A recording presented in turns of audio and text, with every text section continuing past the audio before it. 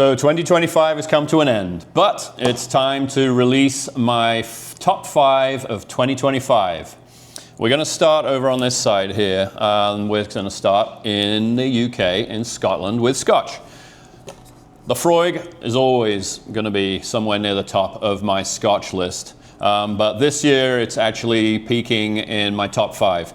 And this is their Laphroaig's release of Cairdeas, which is a once-a-year release.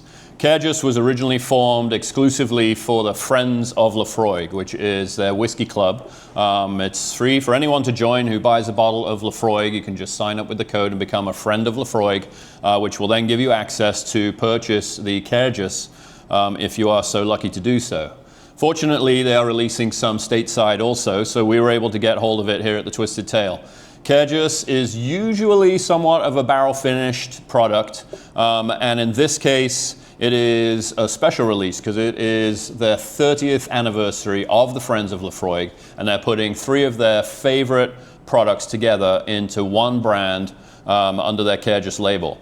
You can't really see it here, but it is really dark when you pour it into the glass. And the reason for that, it does have an influence of Pedro Ximénez sherry on the whiskey, which is going to give it a really dark tint, but also some of those really nice dried raisinated flavors of dark cherry, raisins, things like that are coming through on both the nose and the finish of this whiskey. It's also been finished in ex-bourbon casks and quarter-size casks as well. Laphroaig, as you may know, releases Laphroaig Quarter Cask, which is one of their top-selling labels. And bourbon is widely used within the Scotch industry because bourbon can only use it once. So off they go to Scotland and get Scotch put in them. So we have 3 different casks, the ex-bourbon, Quarter Cask, and Pedro Ximénez, putting together a really nicely well-rounded and multi-layered product for this Laphroaig, which of course is also carrying that iconic peaty smokiness, balancing the whole thing out. Really delicious. Highly recommend you looking out for the Cairdeas. Coming back stateside, we're going to one of the more popular whiskey distilleries on the Bourbon Trail, which is Maker's Mark. Maker's Mark, for the first time ever last year in 2025, released a whiskey that was not called Maker's Mark. This one is called Star Hill Farms. Star Hill gets its name from the farm that the distillery is on. And it is really an ode to their ingredients. Maker's Mark is a wheated bourbon, and they use specifically a soft winter red wheat for their mash bills. And this whiskey is made from the wheat. So this is actually a wheat whiskey, not a bourbon, because it does not contain corn. But it is an expression that is a phenomenal palate, phenomenal taster, really nice and expressive on the palate. The linger isn't too long. It does finish mildly fast, but it is a really interesting taste, particularly if you're a fan of Maker's Mark, which I am already, just to get down to the nitty-gritty of 100% this wheat grain in the whiskey and tasting how expressive that can be just by itself, and really showcasing the reason why they're using this grain. So look out for the Star Hill Farms. Hopefully this becomes more of an annual release from the distillery, but as I said, it was only released for the first time in 2025, so time will tell if we get another release of this or a different style of finishing around this mash bill for 2026 and beyond. Let's hope so. That's my nod to the distillery. Let's do that, please, because this was a really great introduction to the first label that did not carry the Maker's Mark name, coming from Maker's Mark Distillery. Look out for that one. Barrel bourbon is a complicated label. There are a lot of different SKUs, a lot of different labels that come out from barrel. And the reason is because barrel is really bottling to taste. They are putting forth different products that they just feel are the perfect combination of barrels that create a unique, complex, and identifying profile that they want to put their label on. So for a consumer, that can be confusing because you'll go to the store and see 6 different barrel bourbons all next to each other and not really know the difference why. They do, however, have a particular series called their Cask Finishing Series. And this one happened to be the first one. So this didn't come out in 2025, but as a sipper for my 2025 collection, this one definitely ranks in the top 5. We did use it for a previous owner's collection tasting at the Twisted Tail in 2025, and it definitely was a crowd favorite. So they take their base batch of barrel bourbon, and then they are finishing it in Mizunara oak casks. Mizunara is a Japanese oak, really expressive, putting forward some unique palate flavors, but it can be overpowering. So generally speaking, especially in the world of bourbon, it is used as a finishing cask, a secondary cask. So bourbon has to go into virgin oak to start its life, but then it can come out and go into a different type of cask. And that's what they're playing with here with their cask finishing series. Using Mizunara as the first jump-off point in this series, because this is lot number 1 in this series, is quite a ballsy move. 1, because Mizunara casks themselves are extremely expensive, and 2, because of that heavy influence of flavor that it really gives on the whiskey. You have to really take care of it down to the minutiae and be tasting this over and over, because it can overage just like that.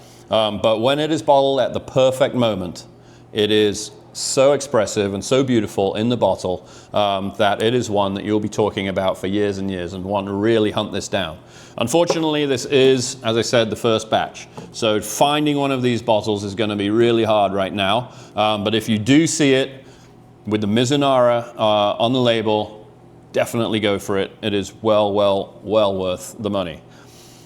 Moving over to the next one, this actually, I would say, is my number 1 pick for my 2025 tastings. This comes from Preservation Distillery, which is a distillery in Kentucky. They do some distilling, but they also do a lot of sourcing of their whiskeys. This particular one for Rare Perfection is a Canadian-sourced whiskey. They will not disclose the distillery that it comes from, but they do source from several different distilleries around the country in Kentucky.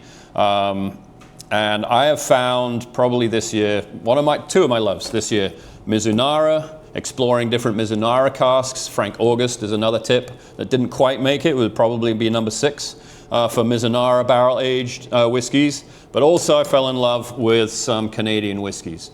It's really a category that is misunderstood, but also quite hard to figure out in of itself, because the regulations in Canada for making whiskey are a lot more lax than in the United States for bourbon and rye.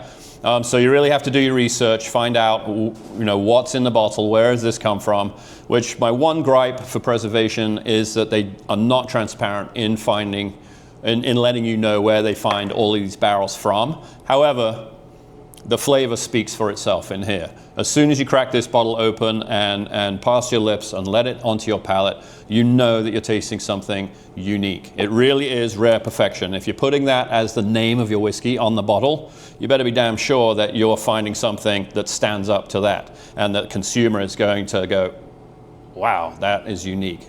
That was my reaction when tasting this. I closed my eyes and I was like, holy moly, this is a unique flavor palette. This really is something that is not tasted in any of these other whiskeys. It's something that's not on the shelf, part of our 170 different bottle collection here at the Twisted Tail, and something that really showcases and shines on Preservation as a blending company, and the skill and the art of not only sourcing these bottles but blending them together to make Rare Perfection. So this is their 14-year Canadian whiskey. This one also will be showcased in our owner's collection, which is one of our high-end tastings that we do a couple of times a year here at the Twisted Tail, so don't miss out on that, also coming up on February the 5th. And then finally, we're over here with Angel's Envy. Angel's Envy have a collection that they also do barrel finishing with, similar to Barrel over here. They call it their cask series. They release this once a year with different finishes. So this particular one was the release for 2025. It is their Angel's Envy bourbon that has been finished in tequila casks.